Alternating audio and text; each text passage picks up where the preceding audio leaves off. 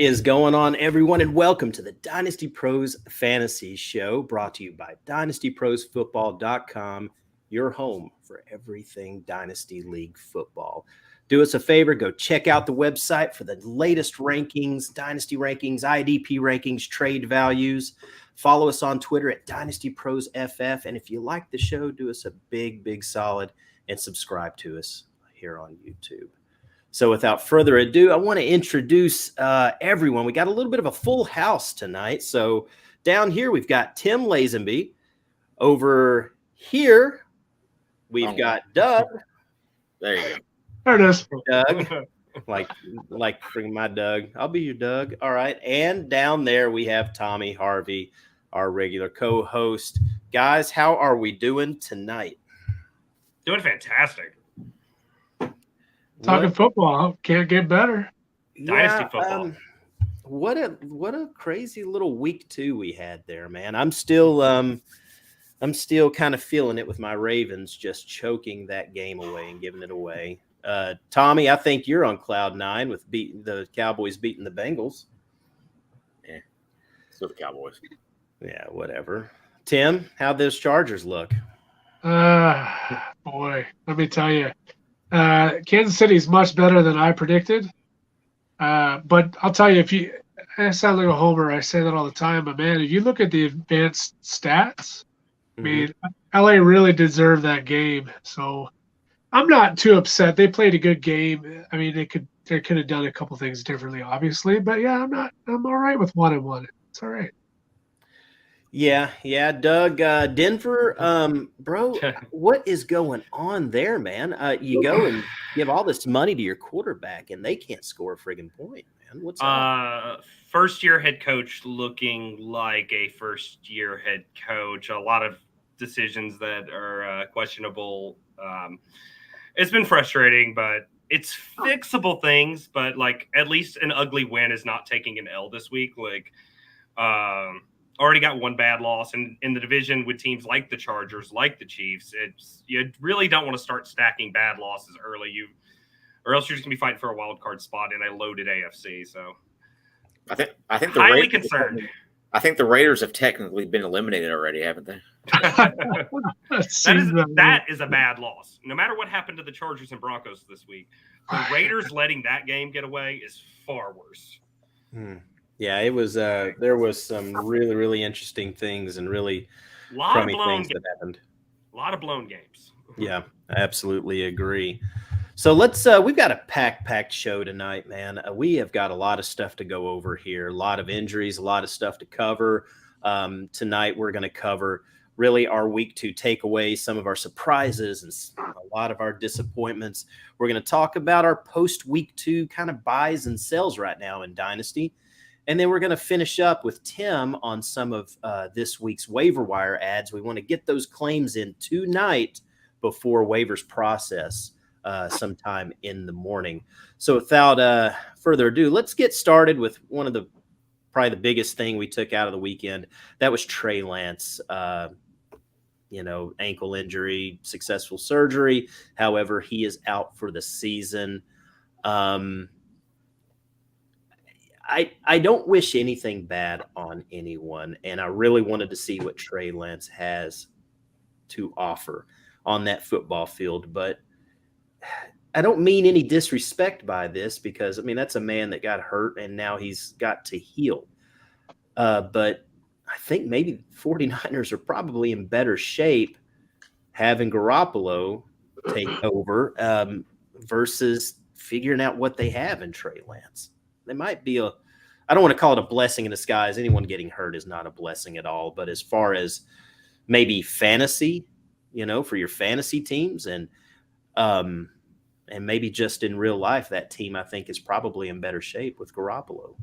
I don't know about in real life necessarily, but as far as fantasy is concerned, we know what Jimmy Garoppolo means for Deebo Samuel. We know what he means for George Kittle. We know what he means for the running game, the offense. He can run Kyle Shanahan's offense. I wonder if it limits the NFL team, the 49ers, upside because, again, Kyle Shanahan wants to play this, 11-on-11 football where we have 10 guys blocking and we don't lose a man from the quarterback, so to speak. But as far as fantasy is concerned, like as someone whose rosters Deebo Samuel in a lot of leagues, I don't know if this is a bad thing. And I don't want, like, again, Trey Lance, I want him to get better. It feels really unfortunate for him because his last year of college was missed due to COVID, shutting down North Dakota State's football program. Then his first year in the NFL, he didn't obviously play much. And now this, and I hope this doesn't ruin his trajectory, which would be really unfortunate for the kid. I think that this turned the 49ers into an immediate Super Bowl contender. I tend to agree. As far as a fantasy perspective, oh God, I mean, like I said, I hate making anything fortunate out of a man getting hurt, but I really think it means better days ahead for Deebo Samuel. I was going to bring that up, Doug. You beat me to it. Good job. But I think it's going to mean a lot more for Deebo. I think we're going to start seeing Deebo from last year again, because these first 2 weeks, he's been pretty underwhelming with him. So, got anything to add there, Timmy? Trey Lance is very polarizing. I mean, in Dynasty, obviously, nobody really gives a rip. I shouldn't say that badly, but, in Dynasty, you're like, I mean, he's my future guy anyways. But in redraft, it feels terrible.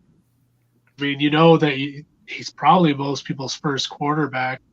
And if savvy managers have Jimmy G held hostage, you're pretty pretty up the river in a lot of ways. Yeah, but I do agree. I think that the team overall is much more used to Jimmy G. It's ironic mostly when you lose a starter, your fantasy starters go down, but I think in this case they go up. Agreed. Yeah. I only owned Trey Lance on one team, and it was my work league. Everyone at my job. And I hated picking him, to be honest. I was going to take Jalen Hurts. He got sniped the pick before me. So I took Trey Lance and hated myself for it. And now I really, really do, because my backup is Matt Ryan, who I think he had negative points the other day. So I am in pain right now, in absolute agony. I don't know what in the world I think I put in a claim for Jared friggin' Goff. Hey, that's pretty good. Goff's been playing well, though, this year. He has, but I put in a claim for him. Oh, he's got my man Amon-Ra on that team, so we're good there. So everybody, I mean, unless someone's been hiding under a rock for the last couple of days, I think everyone's seen that Mike Evans has been suspended for a game. He'll miss this coming week, so set your lineups accordingly. Don't leave him in there. We'll talk about some guys here later on in the show on the wire that you can probably pick up and fill in for him.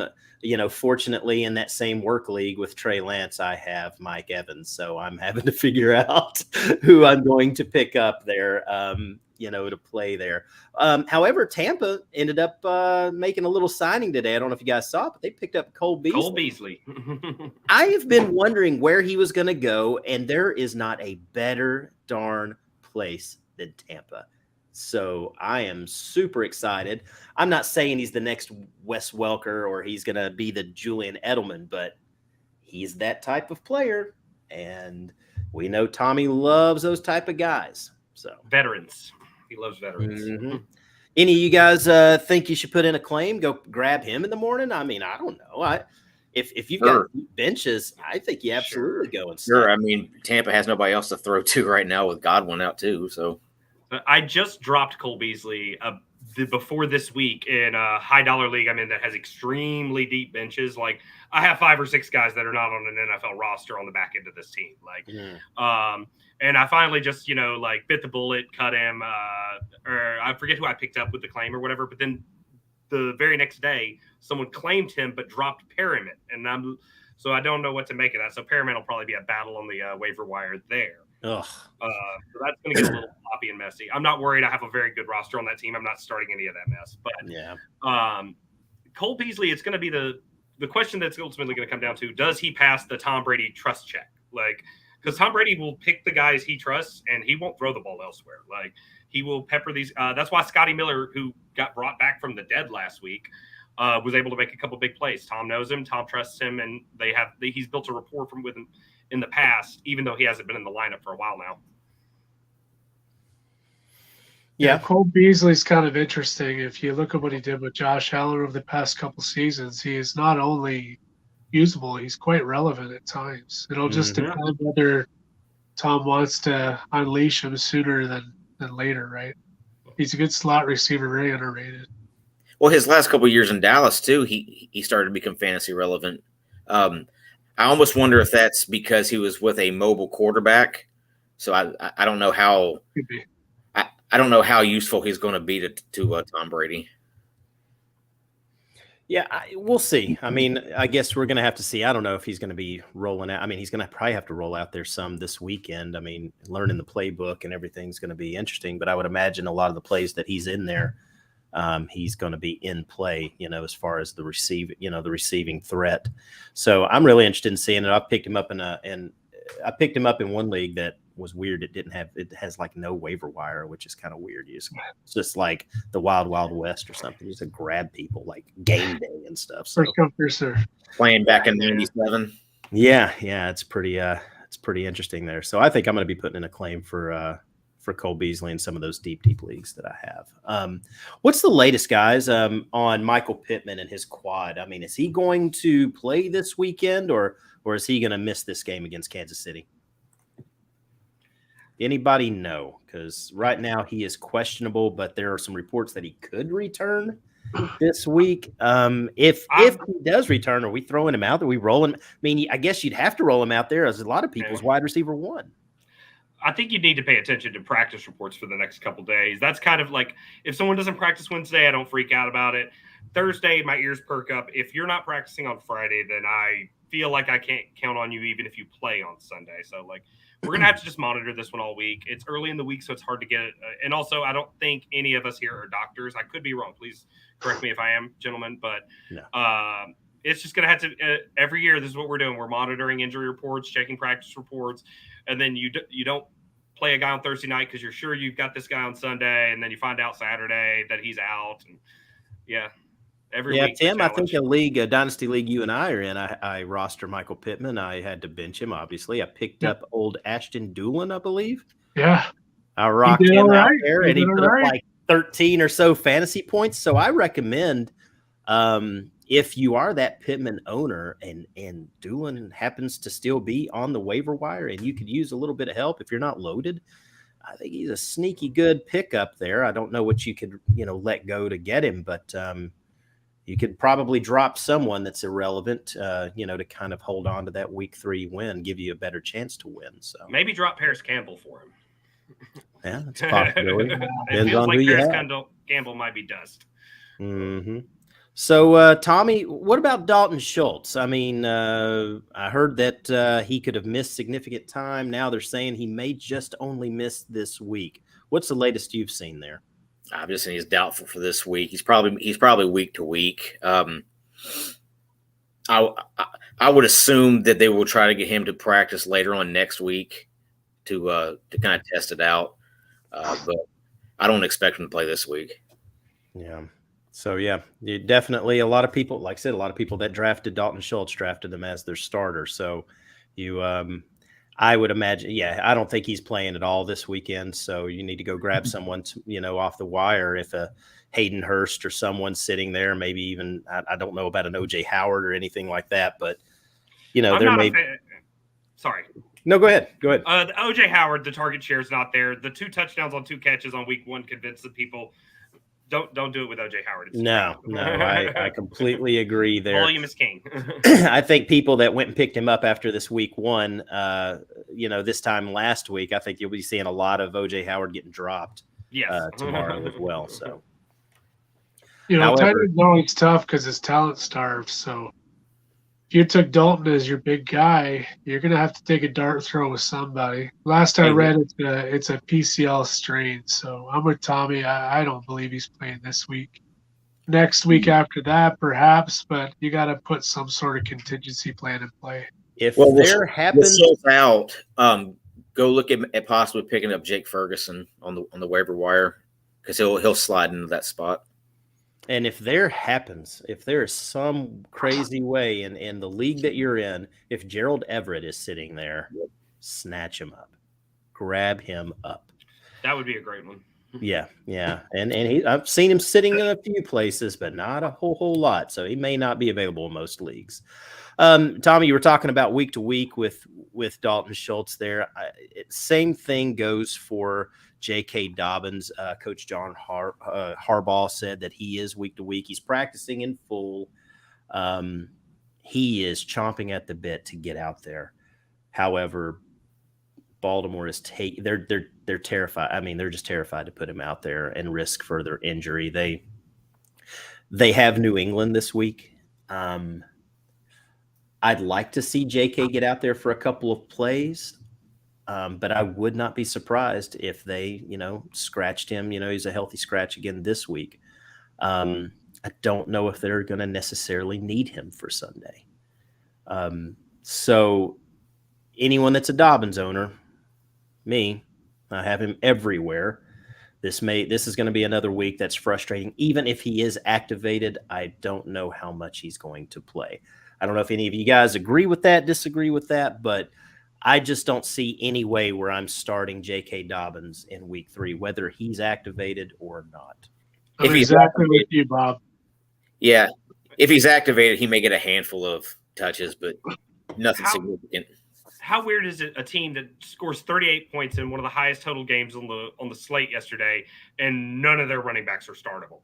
Like, you just don't feel comfortable rolling out any of them. Like Lamar Jackson, Mark Andrews, and maybe Rashad Bateman are the only guys you can actually kind of roll out there and feel okay about right now, which it's because Lamar Jackson is the centerpiece of all of that.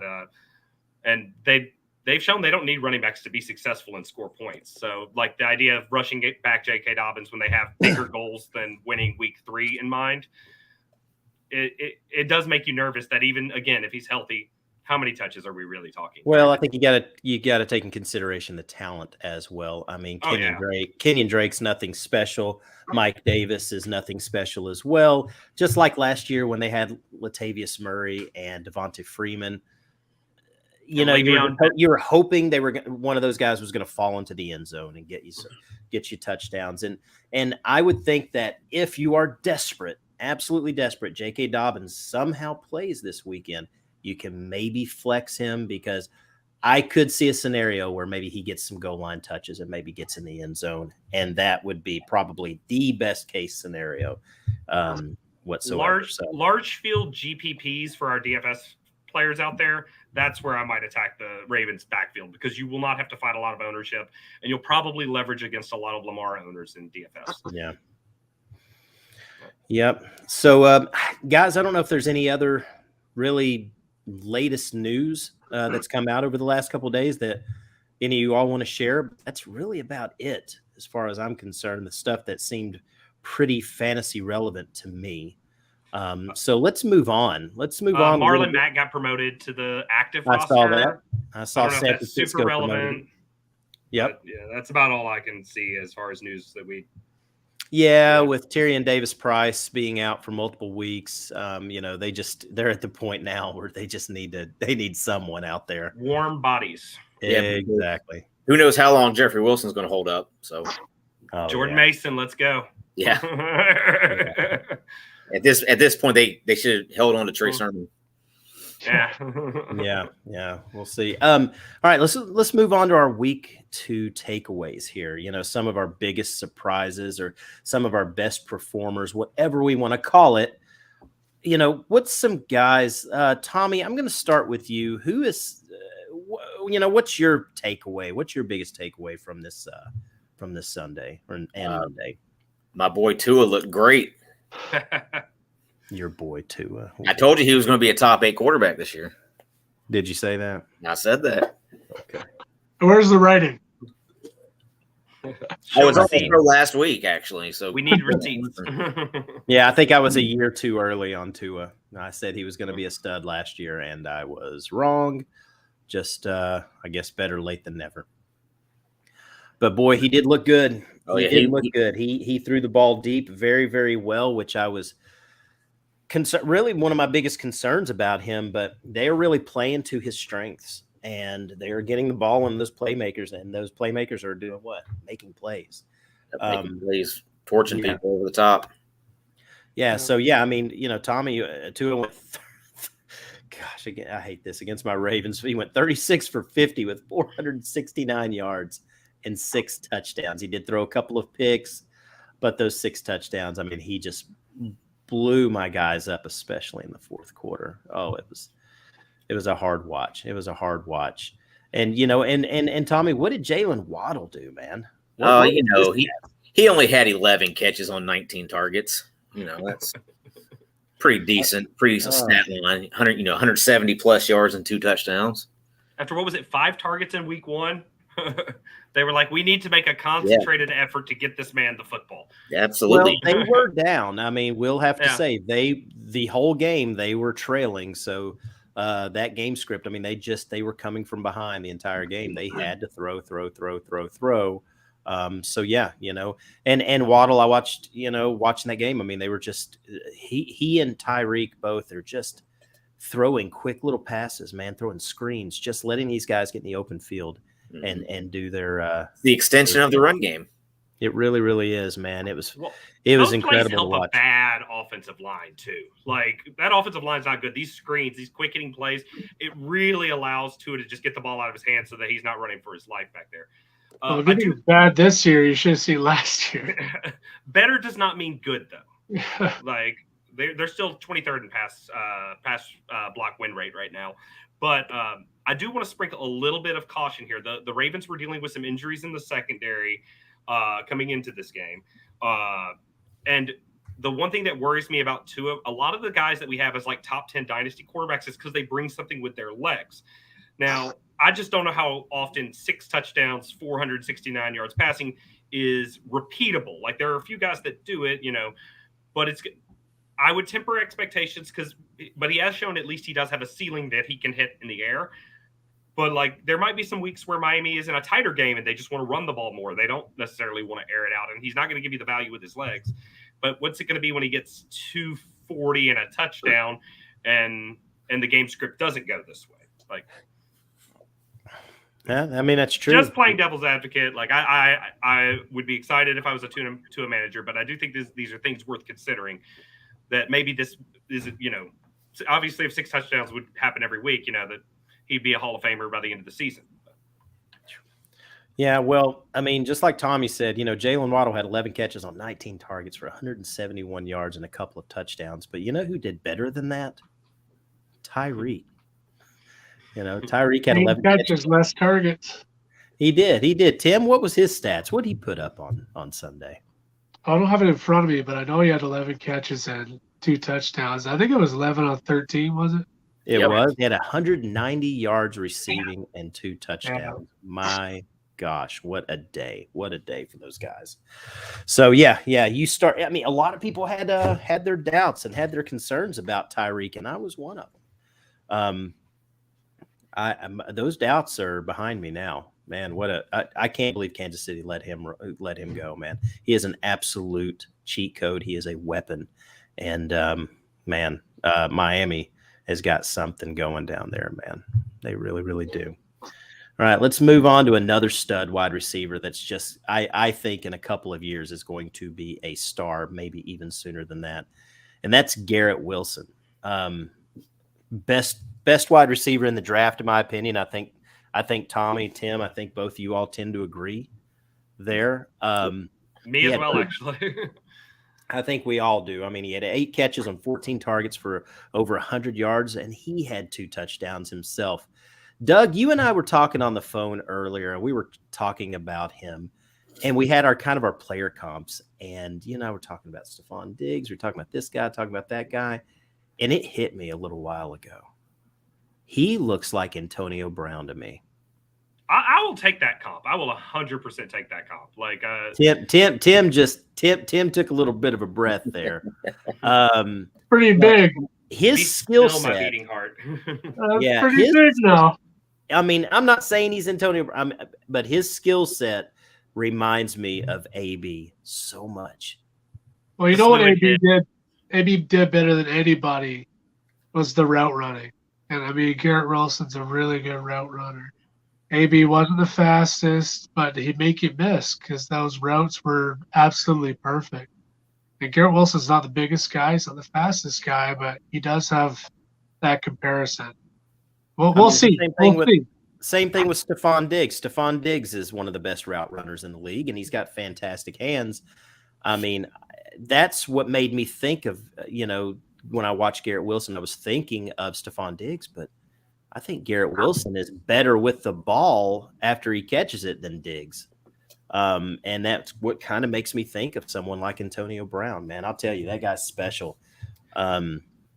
I'll be honest with you. I am going to be going shopping for him over the next week. I'm going to see what I can get him. It's going to cost you now. It's going to cost you. Yeah. I pulled up my tape notes from Garrett Wilson, and I love this. I have underlined in big letters, ideal landing spot, the New York Jets. This was written in February. I'm pretty happy about that. Now, that was envisioned with Zach Wilson at quarterback, not Joe Flacco, obviously. And that's, I think, what makes this performance so shocking was if you told me this happened a few weeks down the road when Zach Wilson's back and this offense has gotten a rhythm going, I'd be like, oh, yeah, sure. But for him to do this week 2, his second game in his NFL career with Joe Flacco at quarterback in a hostile environment, like that is extremely promising. This man, I like Elijah Moore, but Garrett Wilson has walked in there and looks like the alpha wide receiver immediately, which I thought, maybe by mid-season he develops into that guy. But this fast, all needles pointing up. It's a great feeling. I'm looking at my futures with him for Offensive Rookie of the Year. They feel a little better today than they did when I made them, a couple months ago. Yeah, I think this guy's going to be a star, an absolute star. Absolutely, he will be. And the crazy thing is he was probably the least productive of the 3 big Ohio State wide receivers last year. He was the third most He was probably the number 3 of the 3. Yeah. It's wild. That is golly, that is just. He was loaded. Yep. Tommy, who else stuck out to you this weekend, man? Jared Goff continues to really impress me there at the Lions. I think they really trust him. They've really placed the offense in his hands. I think they would like to move forward with him as their quarterback going into future years. I don't really see them trying to replace him with any rookie next year. So I've been really impressed with him the last couple of weeks. He over 250 yards and 4 touchdowns on Sunday. Pretty impressive. Yeah, he seems to have really found his niche there in Detroit, and I'm happy for him. He you want to see these guys succeed, and he seems like a really, really good dude. And he's got some weapons there in Detroit, and he's got more weapons on the way once. Yep. J-Mo. Williams. Yep. The best part about Jared Goff, if he can survive and be their starting quarterback, which I think he can, I said it even before the season began, they can invest into other areas that they need, and they don't have to spend that draft capital on, Bryce Young or CJ Stroud. You can invest in that offensive line, invest in that defense, and then that's what could really carry you if Jared Goff can do it. And it looks like he can. Yeah, because they have the running backs. They got some solid receivers, especially with Amon-Ra St. Brown, Jameson Williams coming back soon, DJ Chark, TJ Hawkinson. They have the weapons. They just need to improve that defense, because that's what's really going to let them down. I think that defense is on the rise as well. You got Aiden Hutchinson and Hutchinson a great game. And you've got Rodrigo, that's going to be, I think, a nice stud, especially an IDP asset. And then they've got some good safeties, some good corners. I mean, these guys, this team has got a great, great core. They are trending up. Yeah, and here's the greatest thing, and I think Tim was around there, is they're not going to have to drop all this money on Jared Goff. It's not like they're going to have 40 million, 50 million wrapped up a year in their quarterback. That's gigantic. I mean, that's huge. They can invest that money in some of the areas. And to be honest, maybe a little bit on the offensive line, but I don't think anywhere in the skill positions they really need to make those improvements. They can go grab maybe a corner or linebackers, or maybe some kind of a pass rush to go, opposite of Aiden Hutchinson, man. I'm really excited to see what Detroit does, especially in kind of a weak NFC. Detroit could be a sneaky, nice little team over the next couple of years to really see what they're going to do. They may be they may be the second best team in the NFC North. Mhm. The one thing I will add, though, whether or not Jared Goff plays well, the win-loss record of this team will probably have more to do with what happens to him in the following season more than anything. If they only win 5 games, regardless of whether or not it's his fault and whatnot, everyone in the fan base, everyone around the organization is going to be like, hey, look, we have a top 10 pick. This is a chance to get a quarterback. The pressure is almost so great from the organizational perspective that to no fault of his own. And it'll be that we draft the guy, but Jared Goff's our starter, but that only lasts for however long it lasts. But like, if they do have all this money, it does mean that if Jared Goff is still the guy, they can actually just go into free agency, and just specifically look at who's available. Right. Like, don't go spend up on a corner if there's no good corners. Go get the linebacker instead. Go get the pass rusher. Pick out where there are talented players available that can help your football team win. Obviously, if somebody like C.J. Stroud is available, then I would assume that they would take him. But if their best option is Tyler Van Dyke, then they may as well just stick with Jared Goff. Winning games will do it, though. Yeah. Well, speaking of Jared Goff and that offense, we kind of touched on Amon-Ra a moment ago, but Amon-Ra St. Brown had 9 catches on 12 targets, 116 yards, and 2 touchdowns. This guy is a friggin' stud, and what a steal in fantasy drafts. People are drafting him as a flex, not even as a wide receiver too. And oh my gosh, I've got him everywhere, and I'm so in love. I love this guy, and I'm not worried about Jameson Williams coming back.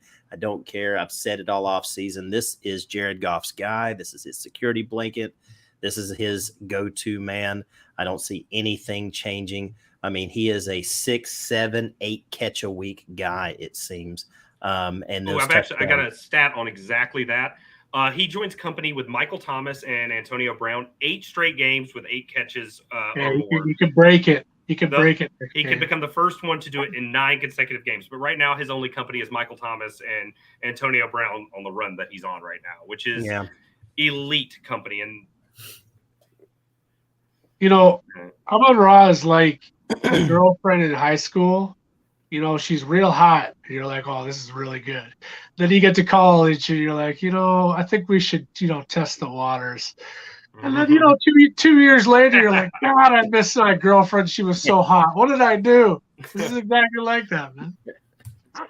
I get it. Yeah. Amon-Ra, I'm loving. I mean, I would tell people to go try to go trade for him. Good luck. You're paying a king's ransom for him. And I just, and to be honest with you, you guys know me so well. I'm a businessman. I'm all about selling high. I'm not selling Amon-Ra. I mean, I'd have to get like some super damn stud. I'd have to get a haul for him. I mean, he is winning you games. That is hard to get rid of. He's not a 4-catch guy for 50 yards and possibly a touchdown. I mean, he is double that. And is my offer of Jameis Winston not enough for him? No, no. With no, the bag no, of legs. No, it is not. Yeah. I traded all my Amon-Ra shares this offseason after the run he went on. I thought, oh, this is a good window. I guess maybe I'm just undervaluing Pac-12 wide receivers right now because I'm seeing a lot of these guys in the Pac-12 where I'm like, he's not beating nobody. And then, now he's in the NFL and he is beating people. Drake London's doing the same thing. I know. And then another one I missed the boat on. It's fine. All these USC receivers just tearing it up right in front of me. You got a couple more coming down the pipe, too, that are going to be studs. I'm going to have to listen to you guys. Ask our Debbie guy, Tommy, over there. He'll tell you everything. All right, well, let's finish things off as far as our, some of our heroes of this week. And how about our boy Carson Wentz, shutting some people up this weekend, man. 30 for 46, 337 yards. He had 3 touchdowns. He did have a pick. He even had a couple of carries for 23 yards. A great, great fantasy day for him. Jahan Dotson had, God, what was it? What did he have, Tommy? What was his stats on Sunday? I mean, he had a great, great game. So far in the year, he scored 3 touchdowns in 2 games. So I mean, he's been kind of ripping it up. Yep. Terry McLaurin finally got into the end zone, it looks like. Some of those people are worried about him week one. I wasn't. Sometimes that squeaky wheel gets the grease. And some of those guys that didn't perform really well in week one, I just had a good feeling that, the quarterbacks and everyone was going to make sure that they rebounded week two. And Terry McLaurin was definitely one of those guys. So I'm wondering what Carson Samuel's doing for them. Yeah, absolutely. So he's looking spicy. Mm-hmm. Like just eyeball test. Curtis Samuel, like last season, he didn't look all the way back. He looks back this year, which is I just think good for football. Like let's put aside fantasy. Curtis Samuel coming out was a guy that was tremendously exciting. Isn't that another Ohio State receiver? Good Lord. Yep. Good. I mean, Curtis Samuel's been in the league for like 15 years or 20 years or something, it feels like. Was he in the same class as McCaffrey, or was he a year before or a year after? It's like close to then, right? I'd have to look it up. I'm not sure. But he just feels like he's been in the league for a while. Like he's bounced around. I don't know. It just, So go ahead, Doug. I'm profiting because I held Curtis Samuel way past the point that I should and found him getting dropped in leagues and just kind of stashed him on the bench. And I'm like, yeah, I knew you still had it. I knew it was still in there. Bro, I cut bait on that guy years ago. Back to Carson Wentz. People quickly forget that guy was a second overall pick. And an MVP candidate one season. And back in Philly, at one point, he was an MVP candidate. But even last year in Indy, he still had some really strong moments. And all people remember is him just falling apart at the end of the season. Not just him, but yes, him. So now they're with Matt Ryan, and they're looking at how he's doing, and people are eating crow all over the place, man. Weren't you talking about ex-girlfriends you want back? I think the Colts would totally take Carson Wentz back right now. I mean, we're really sitting here. If I'm not mistaken, wasn't the first pick in that draft Jared Goff? Correct. That is correct. Those was the back-to-back. So, wow. I mean, it's almost like we're talking about, like we'd be talking about Jameis Winston and like I'm pretty sure Mariota or something. Oh, too, wait. Right? Yeah. It's kind of wild. 1 and 2's doing well. Good for them. Second chances. Good for them. So let's move on. Tommy, Tim, Doug, any of y'all jump in. Who is, what's a disappointment? I mean, who really, really crapped the bed this weekend?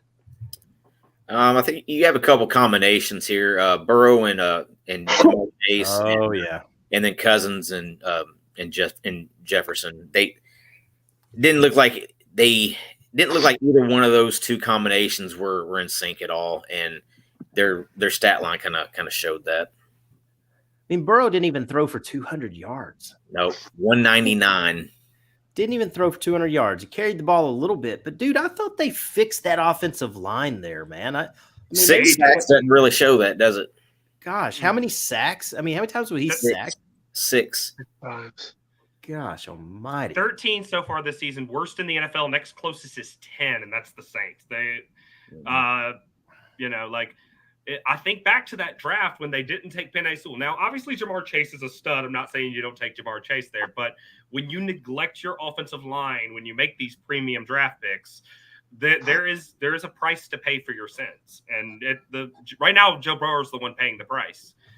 Like, it doesn't look like he's having a good time back there. Like, and they really need to keep him upright. He is their franchise. But also 25th in pass block win rate right now as well. Just, again, these are things that like a casual football observer won't notice. But when your offensive line consistently loses the battle, all these designs that you want to do with Jamar Chase on these deep routes and T. Higgins on these deep routes, that doesn't work. You can't do 7-step drops when you have less than 2 seconds to throw the ball.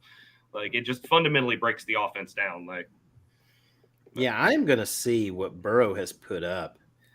I mean, he hasn't even broken 20 points a fantasy game. He put up basically 18 points a week, which is nothing horrible. But for someone that everyone is super, super high on this year moving forward, he has certainly underwhelmed so far. How unlucky has he been, though, to week 1 have to go against TJ Watt and the week 2 Micah Parsons?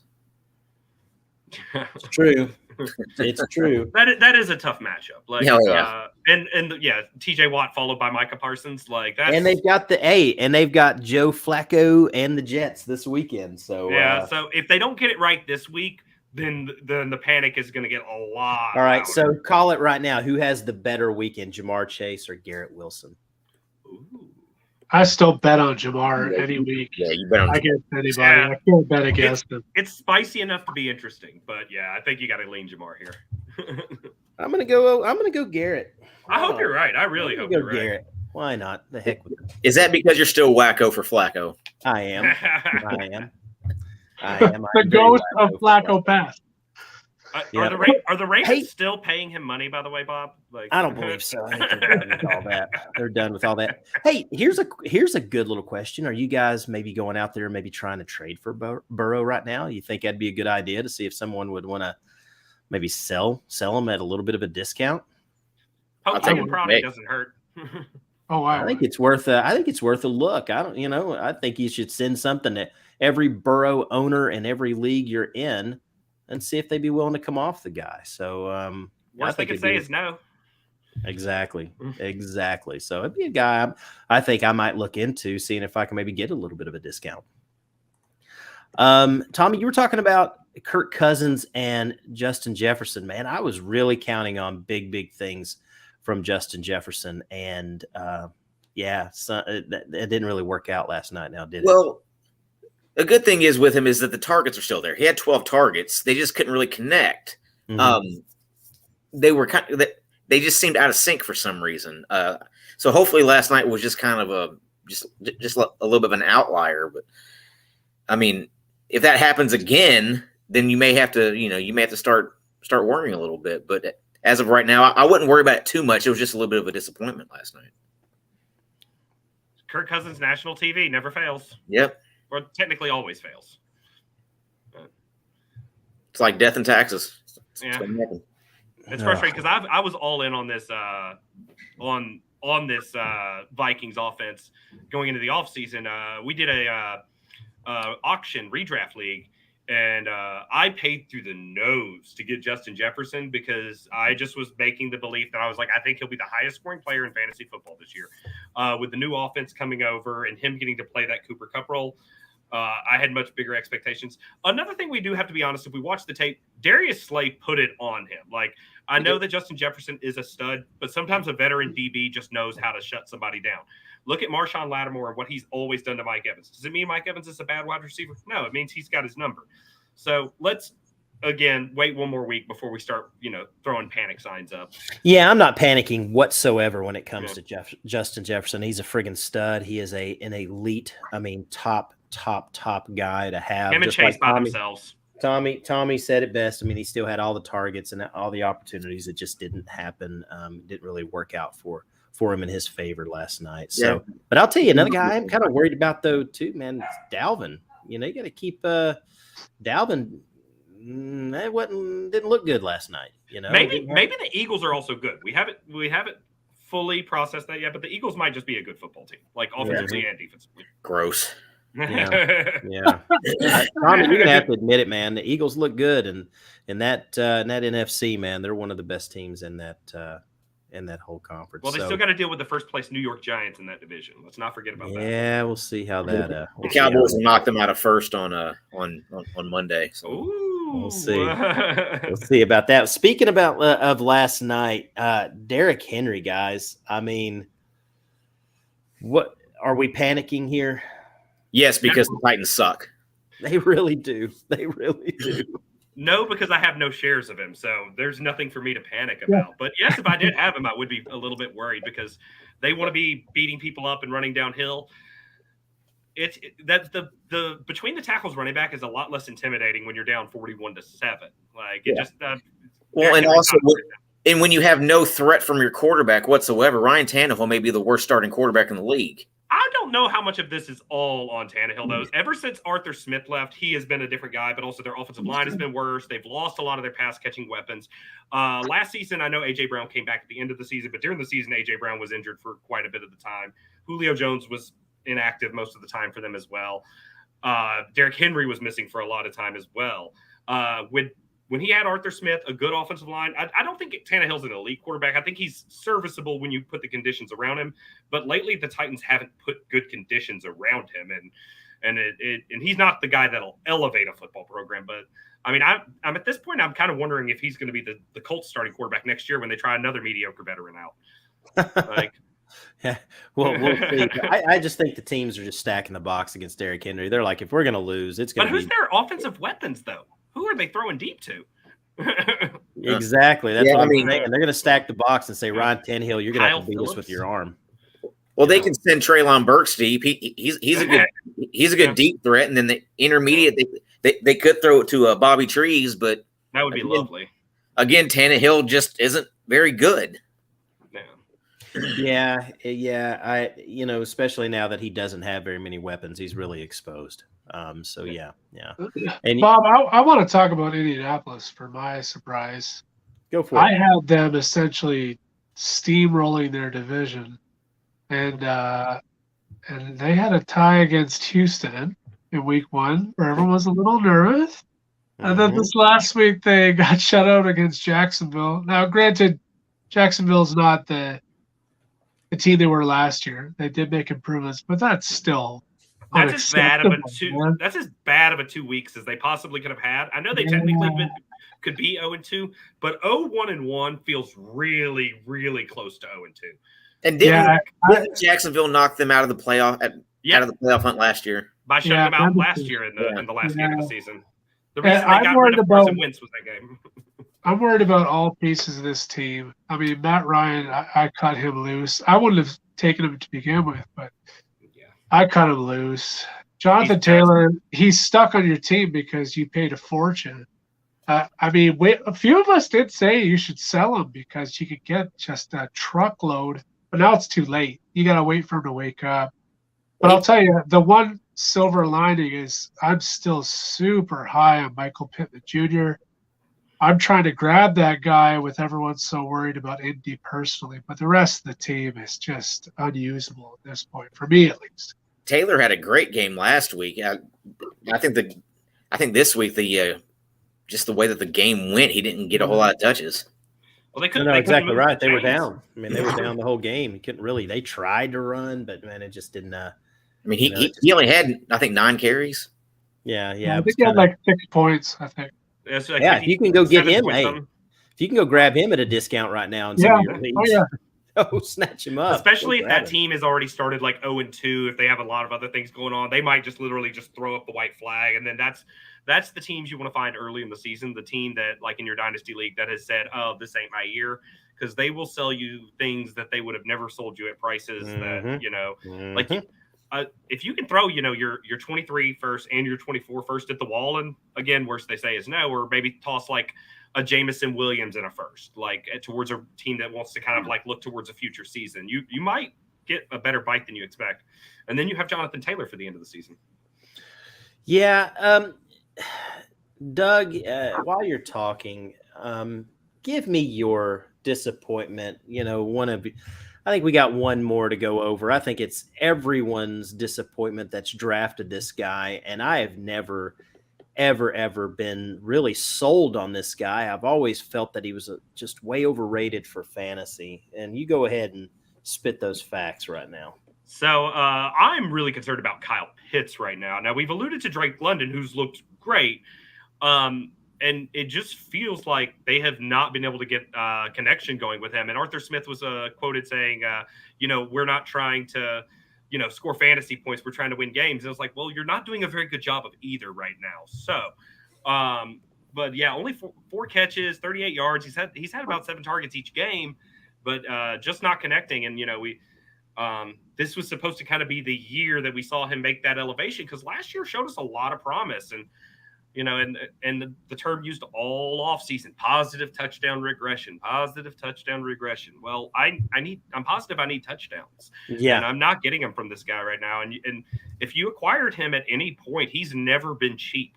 Ever since he came out of college, he's never been, especially in your tight end premium leagues, he cost you something. Like one of the shares I have of him, I traded Justin Jefferson for him plus in a tight end premium league. And I really just kind of wish I had Justin Jefferson still at this point.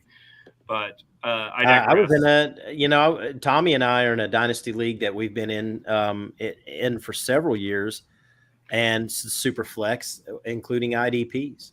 And last year, the first overall pick, it wasn't a running back, wasn't a quarterback, wasn't any of all that. It was Kyle Pitts. So I know that guy's probably, Frustrated. He has to be. Any Kyle Pitts owner. I own Kyle Pitts in like one, maybe 2 leagues. And I really didn't feel good about it, but I had to change things up, and I was able to grab him at a decent draft, at a decent round.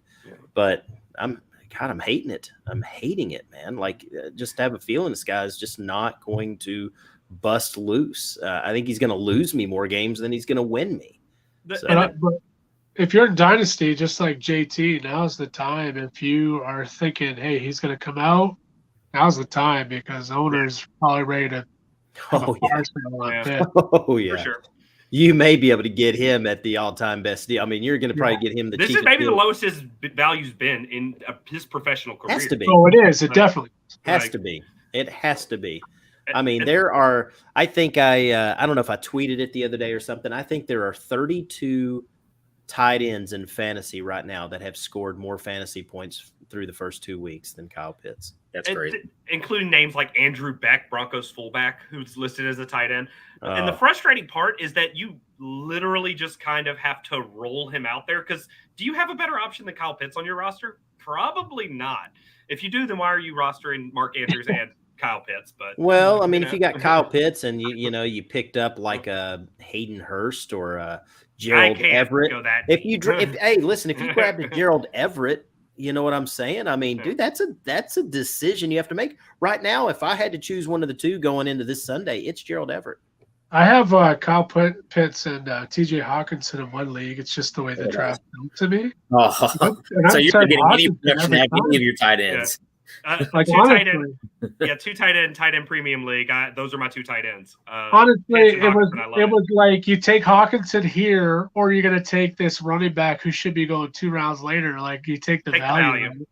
Tommy, you and I know Tim extremely well, and he has Cole Kmet everywhere. You talk about a disappointment. That's what I was going to say. That's what I was wanting to get into prior to us jumping off these disappointments is Cole Kmet and Darnell Mooney. Both of them, I mean, a lot of it is because that Chicago offense is so bad, and it just ran terribly. 11 pass attempts. Yeah, that's just ridiculous. You're not going to win games doing that. I mean, you have to get your guy. You have to get your best playmakers the ball, and they're not doing it. You would think eventually it's going to happen, but I don't have any faith that Bears offense is going to be any good at all. And it's kind of heartbreaking because I've been such a Darnell Mooney guy. Hey, Tommy, ask me if I'm selling Cole Kmet. Do what? Ask me if I'm selling Cole Kmet. Are you selling Cole Kmet? No, I'm buying more. I wouldn't think you are selling them because I think you gave me quite a bit for him. I'm like Wolf of Wall Street. He's buying these damn penny stocks now. Yeah. You know what I'm saying? Yeah. So, yeah. But if I'm right, that looks so good. Oh, yeah. Well, let's look at It's like my boy Cam Akers. It's like Cam Akers. Yeah, that's exactly it. So last week on the Stockwatch article for Dynasty Pros, there was 2 players I'd mentioned to go ahead and buy, and they were Trey Lance and they were Cole Kmet. And that article did not age through week 2 very well. So I'm kind of eating it a little bit on the chin. But the Trey Lance thing you couldn't predict, like that is what it is. But yeah, you can't predict injuries. No, not at all. The Cole Kmet thing, I was like, oh, they played in a monsoon. It'll be better week 2. But again, the Broncos and the Bears, 2 teams that got rid of their coaches because of bad offenses, now are sitting here with bad offenses. I have to think offenses. Yeah, perhaps Tommy might be right. Perhaps worse. I would have to think that Cole Kmet is going to have some good games ahead still. Just like I said, he only had 2 targets in 2 games. They're going to have to. They're probably going to have to force him the ball, and so they've got to get their passing game is awful, man. They're going to have to work on that, and they're going to have to force these guys the ball. And Cole Kmet is one of those 2 guys, him and Mooney. And so, doesn't Equimedius St. Brown have 2 touchdowns? Something like that. The big brother of the Sun God. Those St. Brown boys, those are my guys. The Those week are one my back-to-back touchdowns on red zone. That was kind of nice. Yeah, that was kind of neat. That was pretty neat. Mama's watching at home, so proud. Yeah. All right. So let's now that let's get out of this funk with all these disappointments. And we've talked off and on about some guys we're looking to buy. And maybe some guys we might be looking to sell, but any of you guys can jump in here. Who's someone that is sticking out to you guys that you're looking to buy right now? Go ahead, Timmy. I don't want to say it again, but I'm buying Cole Kmet. Yeah. Still. Honestly, only because if Get him for nothing. The tight end position is so talent starved. So, I mean, you could pay up for someone. Right now, he's essentially someone's going to pay you to take out his hands. The guy got 93 targets last year. They have nobody else other than him and Darnell Mooney. I mean, you got dumb luck for St. Brown, honestly. There's no one else. You're going to throw to Dante Pettis. That's who you're throwing to. That's what you're telling me, right? It's not sustainable. Back. So when Justin Fields stops running from his life before he tries to throw, when that eventually happens, it's going to happen. He's only had 2 targets in 2 games. So if he's still batted 2 more games, then I might have to wave the white flag. Yeah. But the cost of acquisition is really cheap. And again, 11 pass attempts. Like, come on, this is the NFL. That's a joke. I mean, he could be. He puts up another week or 2 of this. I mean, he's droppable. Yeah, and that is crazy. Depends on the size of your league, but yeah. In redraft, Dynasty, I wouldn't. Redraft leagues, yeah. Redraft you can. Dynasty, I definitely would not drop him. No, but I mean, in redraft, he's droppable, and I would think, if you're in dynasty leagues, he's not your only tight end, and you're going to have other options there, but you could probably get him for really, a friggin' 3rd round pick at this, at that point. Who knows? Tommy, who's someone that jumps out at you that, you're looking to possibly see if you can buy a little bit of this week, given that the price isn't too awful high? I'm going to take a shot in the dark, throw something against the wall and see if it sticks here. Malik Willis. I do not think Ryan Tannehill is any good. The Titans suck. They're going to have to see what they have in him. So if he comes out and proves that he's any good, he's a steal. If it's dynasty, you make the move now. Yes, absolutely. The thing is, if he gets on the field, even if he's not a long-term answer, we've seen this with mobile quarterbacks in the past. Like, if he can just be on the field for, a little while, you can either A, get a return on your investment, or just use him to beat people over the head because your quarterback gets, an extra 60 yards rushing and a touchdown every week that they don't have access to with Tom Brady. It's like Jalen Hurts. Jalen Hurts wasn't a long-term solution either whenever he first came in. Yeah. Nope. QB1. Nope. Just roll him into your super flex spot and feel really good about it. You got to wait for him to get on the field. Well, you're talking about, you bring up Superflex, and I will say that a guy that I'm looking to acquire, and I still think I can get him at a good deal right now, but with the way he's playing, he absolutely can help. That's Jared Goff. Tommy said, Tommy, we talked about him a little while ago, so I'm not going to, get too long-winded on that. But, I mean, he is really playing elite football right now, and he seems to really found a rhythm there in Detroit. He's got weapons. He has more weapons coming to him. I love what I'm seeing out of him. He is definitely a target of mine in those super flex type of dynasty leagues because I still think you can get him at a good deal. I think whoever owns Jared Goff has had too many frustrations with him already. So they're really probably not buying these first couple of weeks. They're like, oh no, he's going to let me down. They've been dying for a selling window. He's just been eating a roster spot for a very long time. Exactly. If they're smart, they're like, oh, this is my opportunity to shed and get rid of this guy and maybe get something decent for him. But I'm one of those guys I'm buying. I mean, unless I'm really rocking out and I've got 2 super elite quarterbacks, but there are a couple of leagues where I could use a little bit of help there. And I am all about get my hands on some Jared Goff in those leagues. Tim, anyone stick out to you that you're looking to maybe get your hands on this week? Well, other than Cole Kmet, I'm still pretty high on Kenneth Gainwell. You had a touchdown week 1. This week was terrible, like abysmal. But part of that's the game flow. And Miles Sanders, I think he had his Wheaties week 1 and 2. He doesn't look like himself, but in a good way.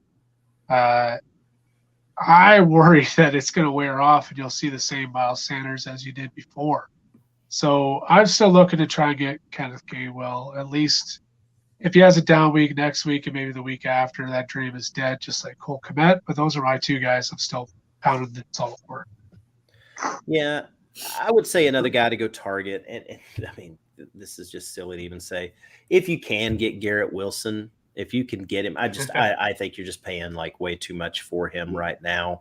It's tough to trade for any of these rookie wide receivers in this class because there were so many varied opinions on the wide receivers. Everybody went and got their guy.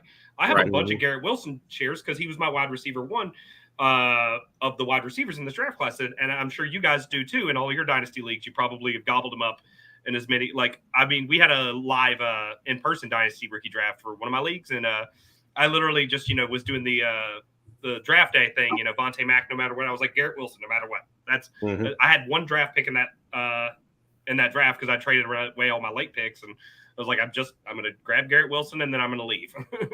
Well, I'll be honest. My guy was Treylon Burks, and now's a good time to buy him. But yeah, if I'm a Garrett Wilson guy, yeah, dude, you're not getting Garrett Wilson easy. Yeah, you're really not. Same thing with Tua. I mean, Tua would be a pretty decent buy right now, but I mean, after that game, I mean, I don't see anyone selling. They could be like, "Oh, I'm selling him." No. It's tough to buy guys after a big game. It's easier to buy like the Cole Kmets we're talking about. Like, the Treylon Burks, it's easier to buy him right Jonathan now. Taylor, trying to get your hands on it. These guys that underwhelmed, Jonathan Taylor, Joe Burrow. Yeah. I mean, I don't think you're going to be able to go grab, Justin Jefferson or anything like that, but you could probably listen. I'm probably selling Derrick Henry at all costs, but if I could get him for like a decent deal, I'd bring him on.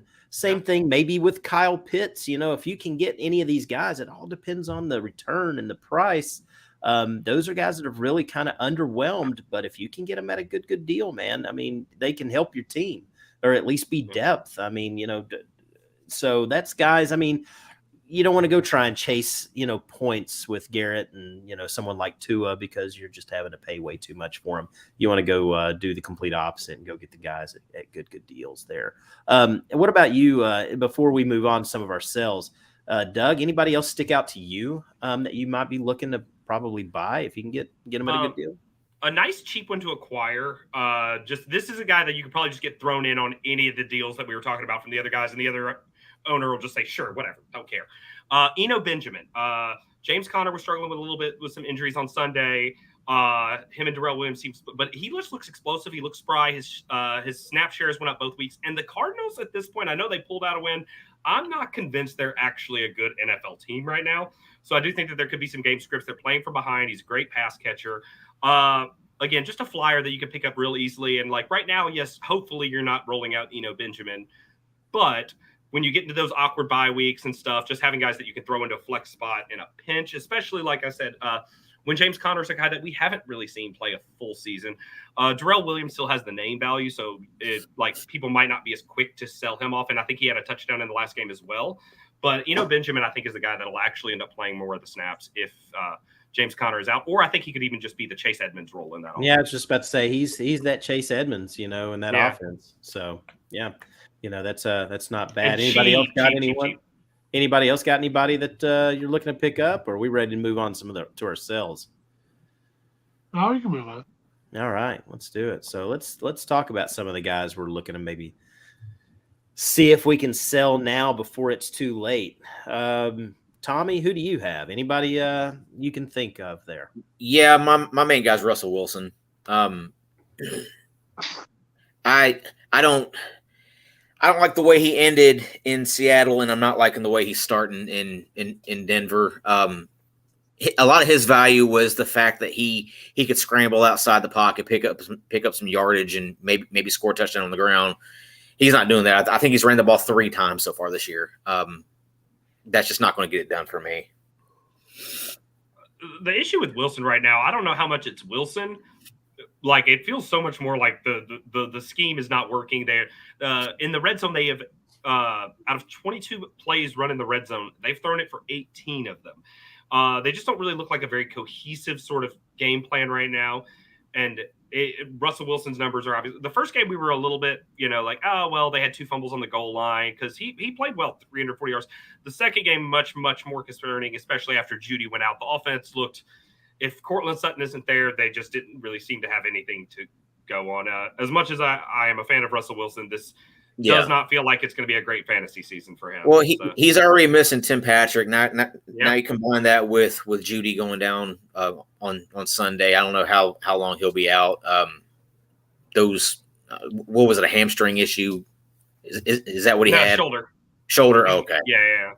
He landed awkwardly. It was on his first target in the game. Okay. Shoulder injuries are tough to come back from too, especially when you have to be able to be mobile. So I don't know how long he'll be out. Cortland Sutton is okay. He's nothing great, but he's he did have a good game. He did have a very good game. He got peppered with targets. Albert O, did they even target him at all? Bagel. Yeah, exactly. So, my DFS lunch got taken. My DFS lunch money got taken because of him being my cheap punt tight end. So right. So combine that with the fact that Russ isn't running it as much as he used to. I'm just kind of out on him right now. Yeah. The sell, though, is going to matter. Like, what can I get back? I need to find someone that's willing to still remember Russell Wilson, the Super Bowl champion. Name value, right? Yeah, exactly. Yeah, you need to find that one. Hey, find the guy in your league that wears the Broncos hat. Exactly. Not me, though. I'm not falling for it. Anybody else that's sticking out to you guys? Tim, Doug, anyone sticking out to you that you're probably selling? My big sell right now is Saquon Barkley. Ooh. If I have Saquon Barkley, I was hoping, praying, doing a rain dance that he would do exactly what he's done so far and be the Saquon of the rookie year way back 2018. He's been everything and more. And knock on wood, you never want anyone to get injured. But he's always going to be that risk for me. So, man, I am trying to get the mother load of mother loads right now while I can. And I could look foolish later, but that's the risk I take. That's who I'm trying to do. You'll never get the return you could have got earlier in his career, but if you've been holding the bag and this could be your last chance to get any return that's worth it at this point, because it was hard to sell him over the offseason. Yeah. You've kind of just been stuck with him.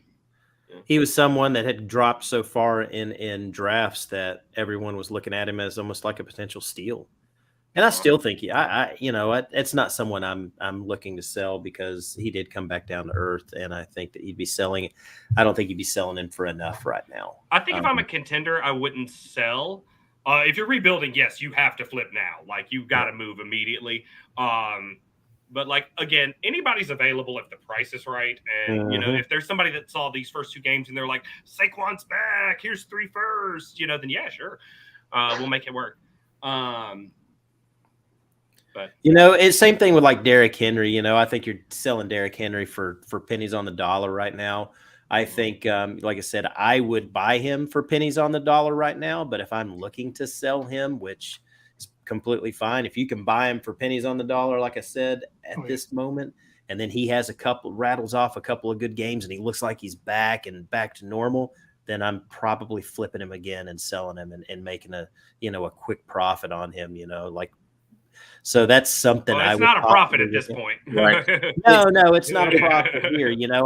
I wouldn't have any problem buying him for cheap right now, if possible, because whoever has him on their team probably has him as their RB1. So they're still probably going to want a decent return. It's going to be a hard sell and a hard buy. But if I had him, let's put it this way, if I just had him and he rattles off a couple of good games, I'm looking to really cash out at that point. I mean, this is the time you're going to have to sell this guy whenever you can. So, you know what? He has 0 catches on 1 target this year.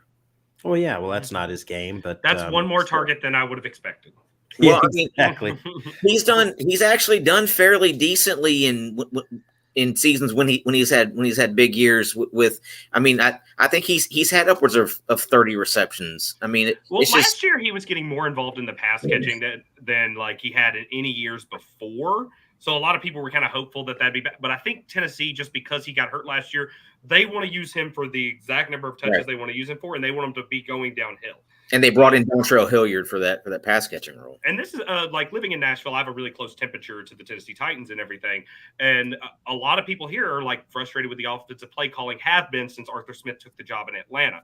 Because like one of the things I'll always say is like whenever the Titans were at their best, it wasn't Derrick Henry in an I formation having to fight through a fullback or a tight end or whatever. It was him 11 yards back and a single back, so that when he got the ball, he's going with a full head of steam. That and the offensive line lost Roger Saffold.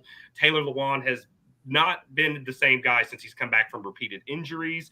And it just doesn't look like the same football team anymore, the same cohesive unit. Like it used to be that offensive line blew people up. They had like hats and masks during the COVID season that just said run left, like just run to the left side of that offensive line where they dominated people. It doesn't feel like it's there anymore. And if Derrick Henry's getting attacked in the backfield, he doesn't give you that same big play opportunity that we're so used to seeing out of him. Yep.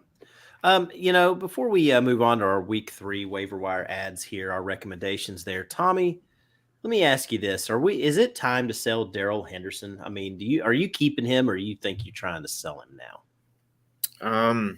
I probably hold on to him just because I don't necessarily trust Cam Akers. If I'm the Rams, I know that he got a little bit more of a workload this past week than what he had week 1, but you kind of have to, see what Akers is going to become for the next couple weeks. I think because if he comes back out this next week and has 8 carries for 16 yards, then you're right back to where you started with, and you may as well just have held on to Darrell Henderson. What do you guys think about Darrell Henderson? If you didn't sell him after week 1, you're not selling him. I think I would still be in the camp of sell. And like, just the main reason is you might get people that just like literally view box scores and see, oh, he got a touchdown. He's had back-to-back weeks where, he's gotten production and everything. And this might be the last window. I kind of just want to wash my hands of the Rams backfield entirely because I just feel like it's going to be a week-to-week a headache trying to figure out who to play. And I'd rather just go to a cleaner situation, even a cleaner committee situation. But, it's getting messy out there. Like there's becoming fewer and fewer dependable bodies at running back in the NFL these days with all these committees and everything. And that's one that I think that I'll be guessing wrong all season, and I'd rather just move on. Yeah. Well, it also depends on your running back situation. That is 100% true. If you lost Elijah Mitchell, can you really afford to get rid of Darrell Henderson? It just depends on what your running back situation is on your team, and if you're a contender or not. Mm-hmm. Or if you want to maybe find that Cam Akers owner in your league and see if you can, get something out of him. Either you go and acquire Cam Akers or you go and sell him Darrell Henderson. But I think there's you guys know how high I was on Cam Akers going into this season. So there's a lot of leagues where I own Cam. However, most of those leagues, I don't own Henderson. So I really think that if I can maybe go get him just to kind of solidify that. Now, I know, Doug, you said you kind of want to wipe your hands clean of that backfield, but I'm in that kind of area where you can never have too many running backs. And, with the way these guys drop like flies, I wouldn't care to have someone that might be useful. I mean, last year, I think I played a championship game. I made it to a championship game, and my 2 starting running backs in that game were Dontrell Hilliard and Devontae Freeman.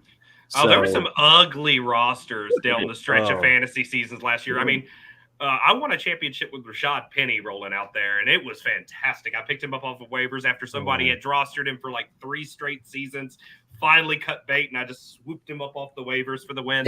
Penny was great. Penny was great at the end of last season. He was. He was won the last 2 weeks of the fantasy season. He was great. 16 and 17. He was fantastic. All right, so let's move on real quick before we wrap things up. Tim, today we released your waiver wire article over at dynastyprosfootball.com. We shared it and blasted it all over Twitter for everyone to see. let's talk about some of these guys we're looking to add that could be possibly on the waiver wire.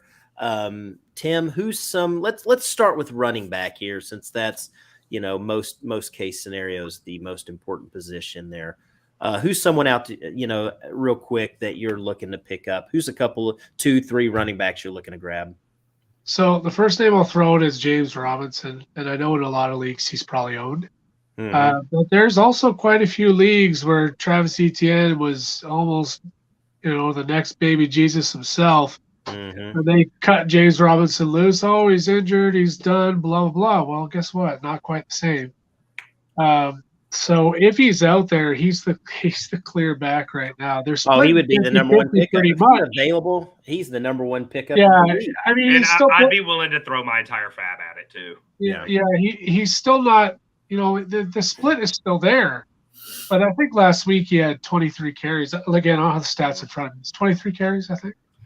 But regardless, just dominated ETN when it comes to just the fantasy points. So I'm open to acquire and then flip them later, if I'm being honest.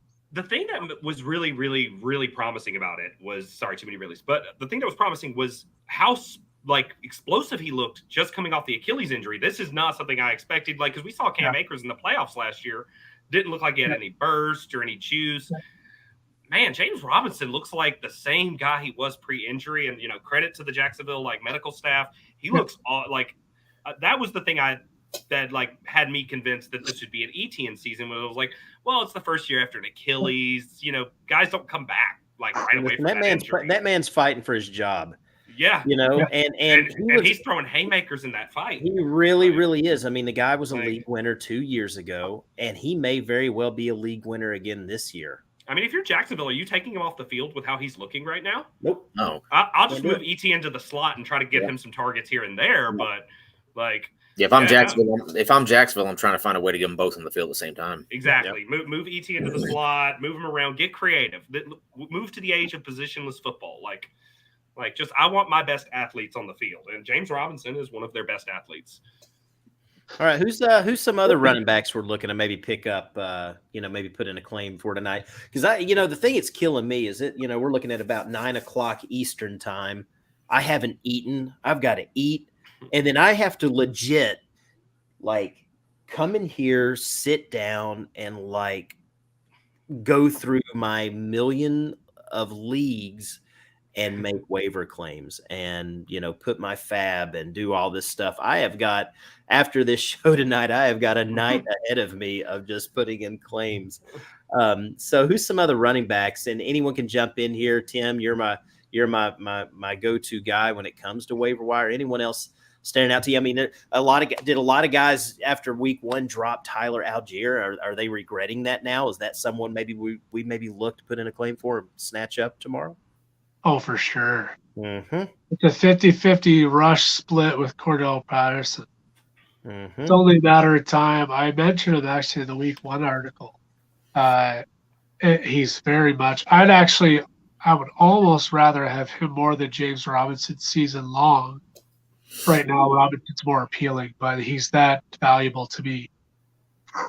Tyler Algier, that's Tommy's boy right there, Yeah. I was pretty big on him during the draft, during the NFL draft. I thought he had the opportunity to be a pretty good back in the NFL, and he fell to a really good spot there in Atlanta. I think he could take over that backfield. I mean, he's better than what Mike Davis was last year. Oh yeah, absolutely. Cordero Patterson has kind of evolved into a running back, but that's not his normal skill set. No.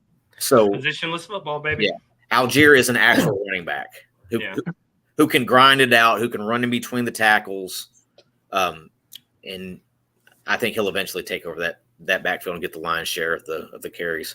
I could definitely see it like an AJ Dillon, Aaron Jones kind of situation, not that level, but just let Algier go and smash the Dickens out of their line, and then when they're all worn out, just bring in Cordell to get the nice, easy catch touchdown. Yeah. frustrate everyone. I just worry that this offense might not necessarily be one of the most explosive in football. They already have Kyle Pitts and Drake London. We assume Kyle Pitts will get something going at some point.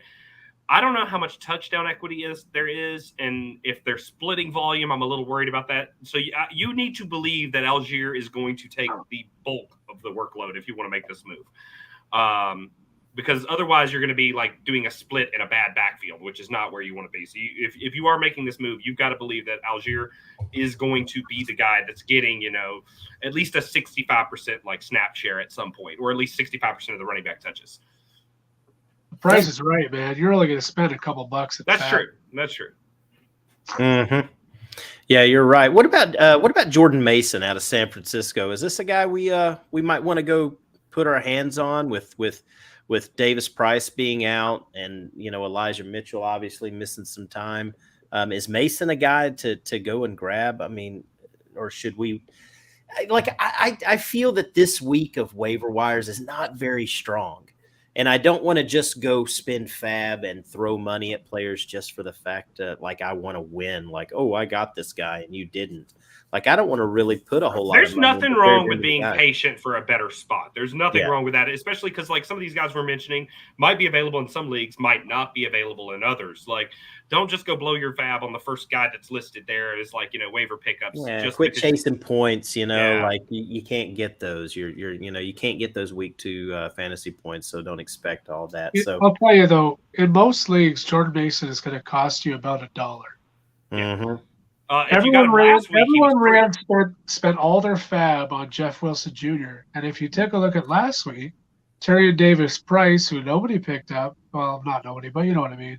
Yeah. Nobody picked him up. He got 14 rush attempts, I think, off the top of my head. So for me, he was an active week 1 too. Grab Jordan Mason for free, essentially, and just wait. Especially with Kyle Shanahan, because he's such a hot hand coach. It takes Jordan Mason getting on the field, making 2 explosive runs, and then he'll play the rest of that game. And once he does that one game, the very next week, you might be able to be like, oh, maybe he is the guy. Like Kyle Shanahan has, look what happened to Trey Sermon last year. Elijah Mitchell just beat him out, and then they were like, cool, this is our guy. They will ride who they feel, and a lot of positive reports came out about Jordan Mason in camp for those close to the organization and everything. Yeah, like I said, more than a couple of bucks though. Yeah, you throw a couple bucks on him. If you get him, that's fantastic. But if somebody goes and drops 10 to 15 on him or however your waivers are, then you don't have to feel upset about that because there's no way I'm dropping that kind of cash. This is the place where if you get him now, he won't cost you anything. But if you try to get him after he has 2 touchdowns, now it's a really expensive investment. This is the week you want to be able to get him if you got him like last week or right before the season started in some of your deeper leagues, you got him for $0 fab and you feel like you got away with something. But this is where you could save a lot of fab budget is if you're a week before the guy is the big ad on waivers. Yeah, so let's so that's good for running backs there. I mean, I don't know if anyone else really stands out to me. I don't know if you're really going after like a Kenyon Drake or anything like that if he's out there. Benjamin, if he's available, I don't mind, especially. And is actually available in quite a few leagues. Yeah. So, Kenyon Drake may not be a bad grab, especially if JK is inactive again this week.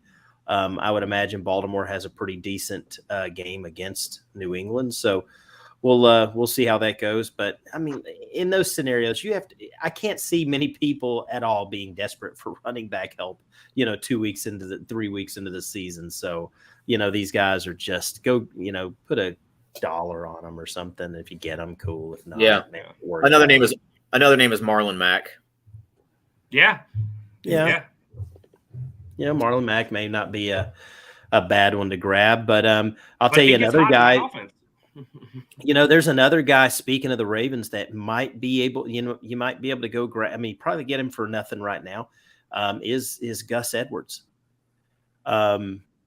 If, Gus Edwards is going to be eligible to come back in week 5. And from all reports, is he's looking good in practice and he's moving around just fine. But that's someone, you can get now for absolutely free. That could be that goal line, short yardage type of guy. He's an absolute hammer too. He really, really is. He's Yeah, They love him in Baltimore. They love them some Gus Edwards. He can play. Yeah, he absolutely can. So that's somebody you can go and grab for really next to nothing. I mean, that's just I don't know. Let's move on to wide receiver real quick. Anyone stick out to you guys? I mean, like a Greg Dortch, Nelson Aguilar, Scotty Miller.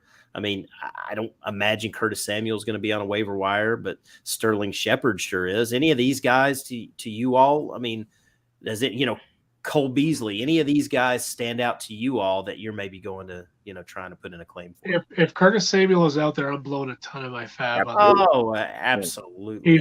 He's like a poor man's Debo. But honestly, I think he's probably still available in some leagues, especially shallow ones, because people are real nervous about the injury, and he hasn't been the same since 2019. But man, he's shown he's doing it, and I'm putting a bid in. It looks like the guy when he came out of college, which is like really, really promising. He's like the eyeball test is big there. Like, and the more he looks explosive, the more they'll give him the ball. Yeah.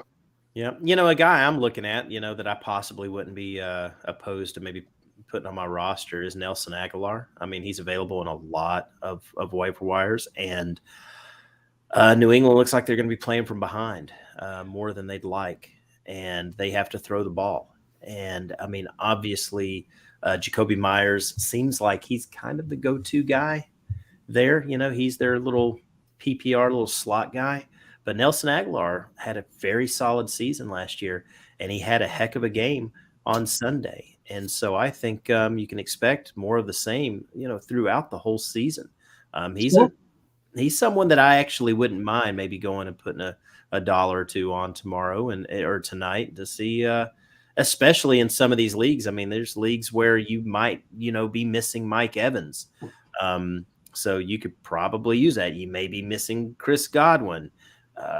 There are these leagues where you might, they're not like running back so much, but there are some leagues where you do automatically, you already need help at wide receiver. So, well, especially leagues that start 3 wide receivers plus a flex, like it gets a little tighter then, like versus like 2 running backs. I mean, I might have to go pick up that guy out of Dallas. Tommy, who's that guy out of Dallas? Noah Brown? Noah Brown, yeah. Yes. This guy is, look at him. He had a good game the other day. With Cooper Rush throwing in the ball, takes, I mean, all the attention going towards CeeDee Lamb and with Dalton Schultz probably out. Noah Brown may be worth the speculative ad. Mm-hmm. Speculative. Correct me if I'm wrong. Has he been with the Cowboys a couple of years? Yeah. Yeah, because that's a guy that like Kellen Moore can trust to be in the right spot, catch the ball. So he's probably worked with Cooper Rush also a ton, seeing that they've both been with the organization now for a little while. There's comfortability. Trivia question for you. What school did he come from? Noah Brown. Mm-hmm. I can Google it, but I can't tell you off the top of my head. My guess is Texas A&M. Ohio State. We've been talking about Wow, he must have been like 8th on the depth chart or something. Yeah. So we got Michael Thomas, we've got Garrett Wilson, Noah Brown. Yeah, Noah Brown. I'll tell you another couple wide receivers I wouldn't be opposed to grabbing: Sterling Shepard and Richie James out of New York. Like I said, there's a lot of guys that are actually surprising a little bit, and Sterling Shepard has always been fairly productive when he's on the field, but staying on the field has always been that's the issue. Been hard on him. But Richie James actually has had a couple of solid weeks there, and he's getting targets. So he is a guy, like I said, if you're hurting at wide receiver and you need to start a couple, you need someone to start. This might be someone you can play on, this weekend and. Kind of move. I mean, just like Doolin out of Indianapolis, I had to do it as a Michael Pittman owner. I was in bad shape already. I did not like my options, so I picked him up and rolled with him, and I was very, very happy with his production there. So a lot of these wide receivers might not necessarily be helpful now because we haven't got to bye weeks. There hasn't been a ton of injuries yet. But once we get into those like bye weeks, Sterling Shepard is a guy that like you're not like super excited to play right now when you're at full strength, no buys. But when you get into those bye weeks and you've got like 3 receivers out on a bye week and another who like tweaked his hammy on Tuesday in practice, you'll be real happy to have a guy like Sterling Shepard that is just going to catch a couple passes, and maybe your running backs or your quarterback or your tight end can kind of get you through the week, especially when you're fighting. Problem is, than a couple he's been out for 3 games. more than a couple passes. When Sterling Shepard is healthy, he's very reliable for the Giants' core. They don't have a lot there. He's like played with Daniel Jones a while too. Like there's he's a trust he's there. like a 6 to 10 catch a guy or 6 to 10 target a game guy for Daniel Jones. And Daniel Jones has to show that he's the guy, so he's got to rip it. He doesn't have a choice. With the Giants, do you think Daniel Bellinger is worth an ad? Oh, in yeah. Dynasty, yes. In redraft, the tight end is a wasteland, so sure, whatever. Like if you drafted Alberto and you're just kind of like, just trying to find another option at some point. But I'm not. I think Bellinger's a great ad in like Dynasty. If you're sitting on someone like Granson or whatever from like Indianapolis or something, you might be able to go and drop them and go pick him up or something. When you ask, I always assume it's Dynasty. So he absolutely Dynasty. Yeah. Of course. Well, we are kind of Dynasty pros. There's already a Fantasy pros. So, yeah. Well, let's move on. Let's move on to tight end and quarterback before we wrap things up. Any tight ends that are jumping out? Evan Ingram had a pretty good game. Tyler Conklin has done pretty well. He looks like he's the pass-catching tight end in that New York Jets offense. What do you guys think about those 2 tight ends, or is there anyone else that sticks out to you guys? I wrote it in the article. Just talked about Bellinger there. So, fun fact about Tyler Conklin: he was on the field for 100% of offensive snaps last game. Only guy other than Flacco for the Jets. Well, the one thing, Uzoma was out for this game, correct? They also. That's true, but when he's on the field too, it doesn't matter. Tyler Conklin's the focus.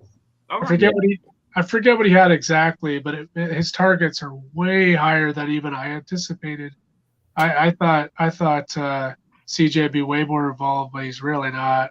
Tyler Conklin had something like 6 and 9 targets or something like that. There were a lot of leagues in the offseason I was targeting Conklin because I figured he'd be their pass catching tight end. CJ Uzomah has always been more of a blocking guy. He kind of forced into being a receiving target over the last couple of years with Cincy, but Conklin is the much better receiver. Well, and honestly, I can see a similarity with Conklin's situation now to Uzoma's situation last season, though Conklin had a good season in his own right last season in Minnesota. But just you've got a young quarterback that's trying to make that step to the next level. And if that offense improves, then Conklin should obviously be a beneficiary then with like Zach Wilson and company. It's also no surprise to anyone who knows me that I love Evan Ingram. I've been a believer ever since his rookie year. Much to my detriment, but he's worth an ad this year. He's a legitimate starting tight end for Jacksonville, way better than the situation he had. And like I said earlier, Jacksonville is way better than they used to be, those new additions through the draft especially, but also some additions through free agency. Like they're a different team. They're not a rollover team anymore. And I think he had 8 targets last game off the top of my head. So even with Trevor Lawrence is going to spread the ball, and they're going to do whatever they can to highlight his talent. I don't think the talent's ever been the issue. I think his issue has always been who does he have throwing him the ball, and can he stay on the field? And he has Trevor Lawrence throwing him the ball, who is an elite young quarterback. And if he can stay healthy, I think he'll get plenty of love. If you're ever bored, go read the article I wrote. Yeah, and you could see some insane. Everyone in the community knows that. Yeah, he had a good rookie year, but most people don't realize how good his rookie year was with the ghost of Eli Manning. So I have a lot of high hopes with the prodigy of Trevor Lawrence. Interesting. I'll tell you another guy I'm looking at tight end is Logan Thomas. Out of Washington. He had 3 catches. I think he had 5 targets, 3 catches. He had a touchdown. He only had 37 yards, but who cares? He had a touchdown. He had a 13, almost 14-point fantasy day. I'll take that. And he's still working himself back from injury. I think he could be one of those guys that the season kind of starts a little shaky for him, but as he gets like a groove going, especially now that he's working with a new quarterback in Wentz, maybe by the end of the season he becomes more involved. The question is then at whose detriment? So now we've got 4 different pass catchers, plus they use the running backs in the passing game.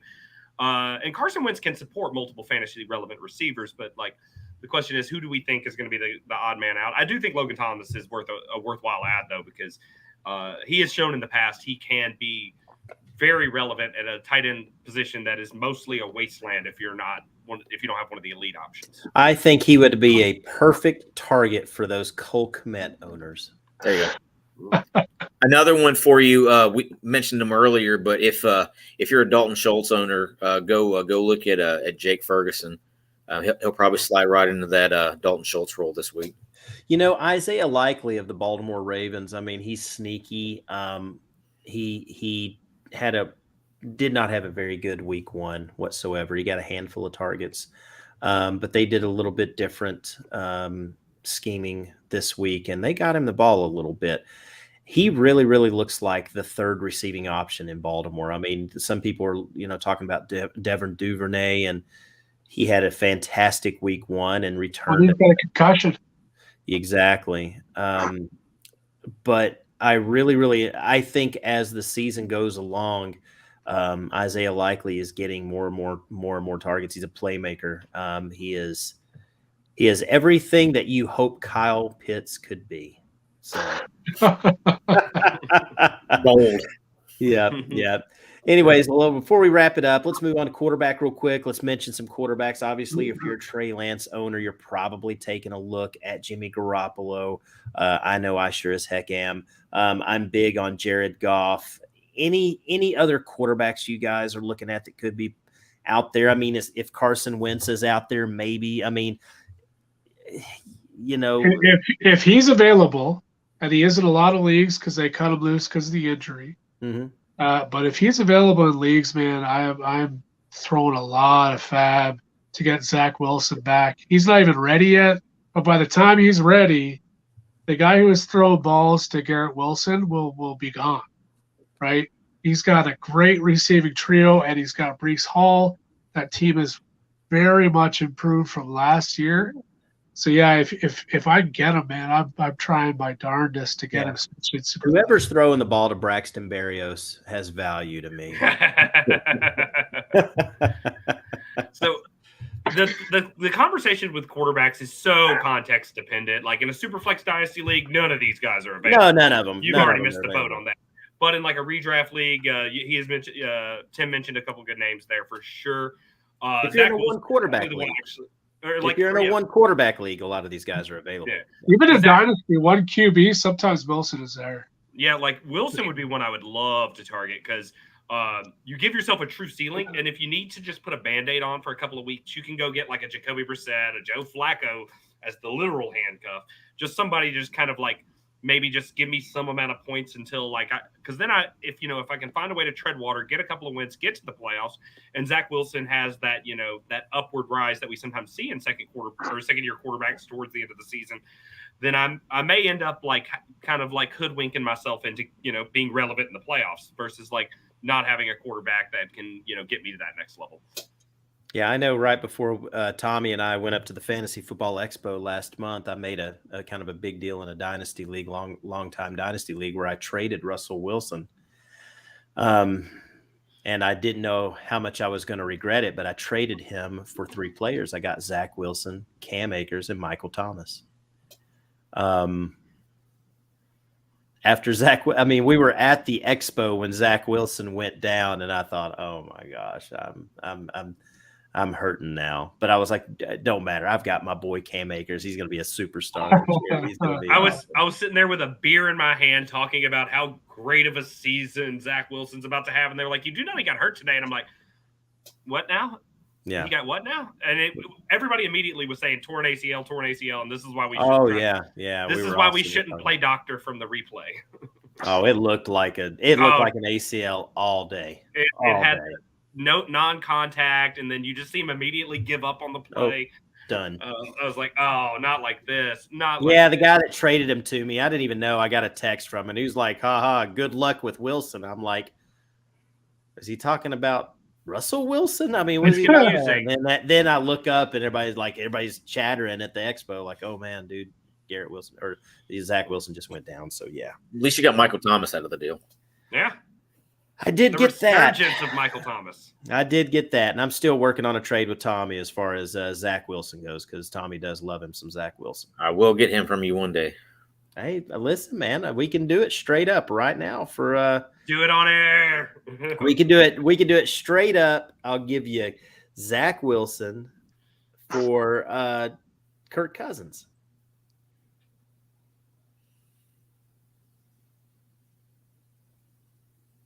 I think I froze. Oh yeah. Ah, Oh yeah. that's tough, man, because you're talking about a quarterback that actually is very productive in fantasy with Kirk Cousins and is healthy. Yeah, I know he had a bad game, but I mean, He's got Jefferson, man. yeah, he still has an elite receiver. And Well, my guy, Tommy, are you and I've got rebuilding or are you and I've got considering? Garrett Wilson. Yeah, So yeah, we'll talk. It to be continued, Tom. we'll discuss it. Yes, we will. Yes, we will. Well, guys, I think that is it. We've been going for an hour and 41 minutes. So we knew we had a loaded show. I was kind of hoping we would finish between an hour and a half, but that's hard to do. 4 of us, man. We've got so much input and so many opinions on everything. So I do appreciate you all for joining me. And, everybody keep in touch. Keep an eye out for us next week. We'll be here again Tuesday night. So for Doug up there on the top right, for Tim down on the bottom left, and Tommy over there on the right, we appreciate everyone for watching this show. Thank you so much. You all have a great, great evening.